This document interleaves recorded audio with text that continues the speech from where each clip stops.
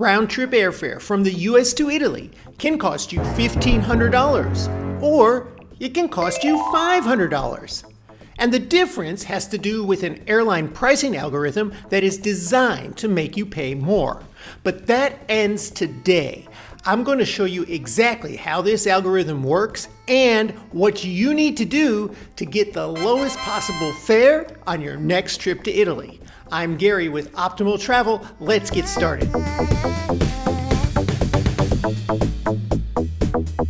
Every time I get on a plane, I'm always wondering what the guy seated next to me paid for his ticket, because the chances are we didn't pay the same thing, and I'm wondering who's the sucker.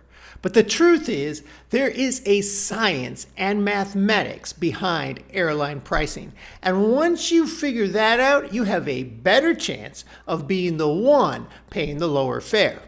For any given flight, airlines divide up the number of available seats on that plane into a series of buckets. And this could be anywhere from 24 buckets to 75 buckets, depending on the airline.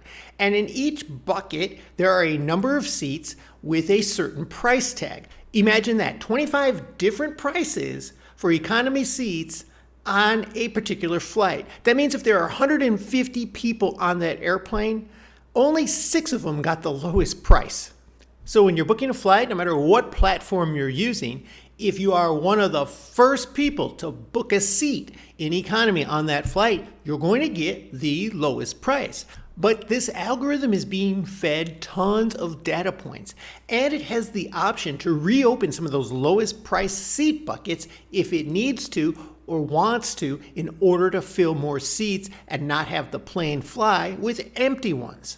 And the algorithm is looking at past booking patterns and behavior. So for example, if a flight from New York to Rome is normally about 40% booked 60 days out, but at 60 days out, this particular flight is all of a sudden 55% booked, that algorithm might automatically close all of the remaining lower price buckets and move all the seats into the highest price bucket, because it's slowing down the purchasing.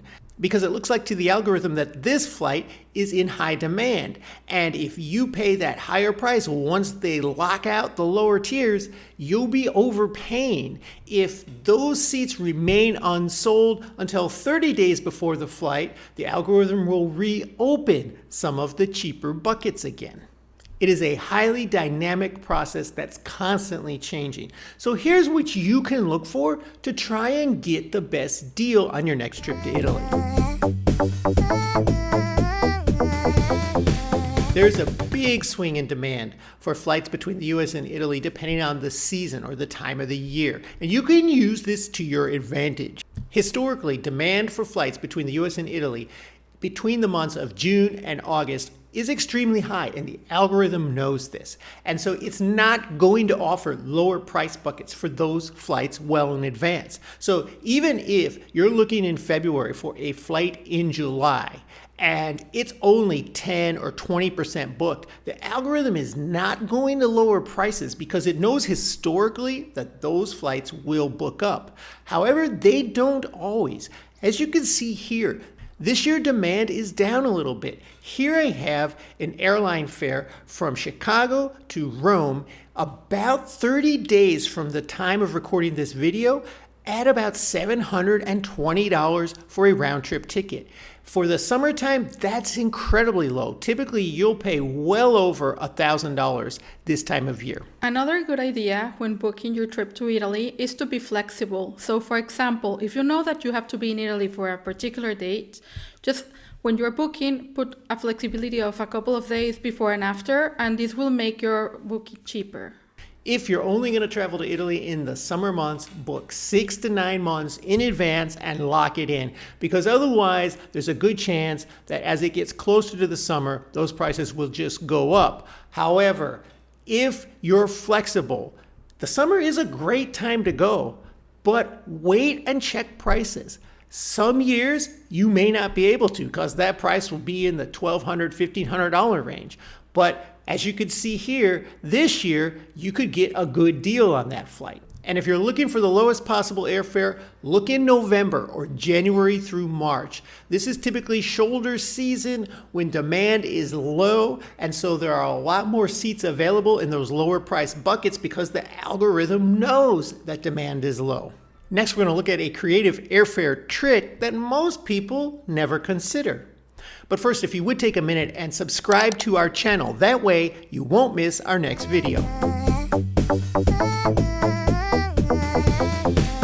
Most travelers to Italy tell me when they're planning their trip, they're looking at booking a round trip airfare in and out of Rome or in and out of Milan. Those are the two major airport hubs where you're going to find the best prices. Pretty much any other city in Italy that you would fly into or out of is going to be a higher price and involve more connections.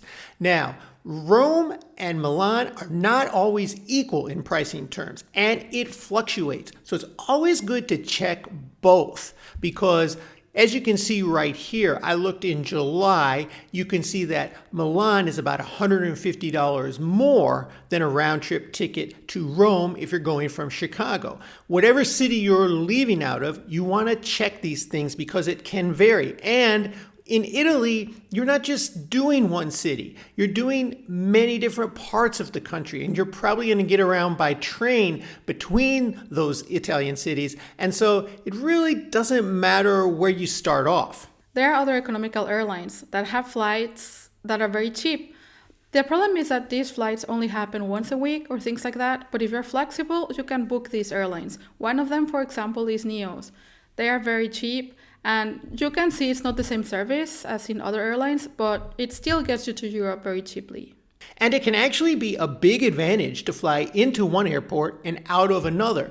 And people don't consider this because they think it's a whole lot more expensive to break up your trip like that, but it's not. Here you can see that if you book your trip from Chicago to Rome and then return from Milan to Chicago, it's only about an extra $60 over the cheaper flight, and it's less expensive than the round trip into Milan directly. And why this is an advantage is because you basically can plan your trip without doing a whole bunch of backtracking, which can waste time, money, and it gets to be annoying and tiring. And I've said before that it's best to use Milan or Rome as your main airport flying into, and that's also true because those two airports are hubs for the lower or discount airlines that operate in Italy. So if you don't want to take the train everywhere, or if you want to fly to Puglia and check out the south of Italy, you can go almost anywhere from Rome or Milan with a direct flight on one of the discount carriers like Ryanair. These discount airline flights can range between $40 and $80 per person one direction, which can help you hop around Italy in a very efficient manner. It also can get you to parts of Italy that are a little more difficult to manage by train, including the island of Sicily. Next, I'm going to go over the booking windows that can help you lock in the best airfare for your next trip to Italy. But first, if you would take a minute and hit that like button, subscribe to our channel. It helps us grow and will continue to bring you travel content. I have found that when I have specific dates when I need to go to Italy, I need to follow a booking window to really get the best price without any risk of having to pay a whole lot more later on.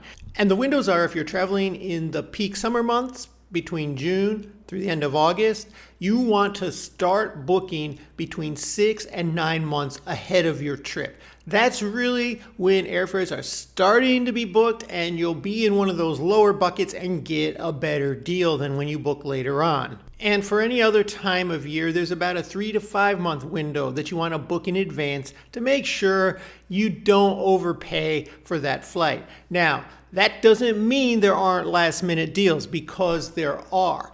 But these last minute deals are really for the more flexible travelers. So if you have flexibility in your schedule, you know you want to go to Italy, but you're not sure when, start looking and look 30 days, 60 days, 90 days out. Those are the time windows when the algorithm will start to drop prices if it sees a shift in the data, which would indicate that those flights are going to be undersold and they need people in those seats. The EU keeps trying to improve their entry system for non-EU citizens, so just keep that in mind when you're booking and make sure that you have everything in order for whenever you have to fly.